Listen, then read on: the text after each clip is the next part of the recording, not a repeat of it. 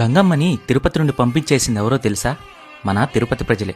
గంగమ్మ పాలిగాడిని సంహరించిన తర్వాత ఆమె శక్తిని చూసి అందరూ భయపడతారు. గంగమ్మతో ఎవరూ మాట్లాడరు. గంగమ్మ తన ఇల్లైన చాటు మండపంలో ఉండిపోయింది. ఆ టైంలోనే ఒక ఆమె గర్భవతిగా ఉండగా కడుపులోని పిండం చనిపోతుంది. గంగమ్మ శక్తి మనల్ని కూడా మింగేస్తుంది అనుకుని భయపడి ప్రస్తుతం తాతయ్య గుంట గంగమ్మ గుడి ఉన్న ప్రదేశంలో ఆ కాలంలో 3 చెరువులు ఉండేవి.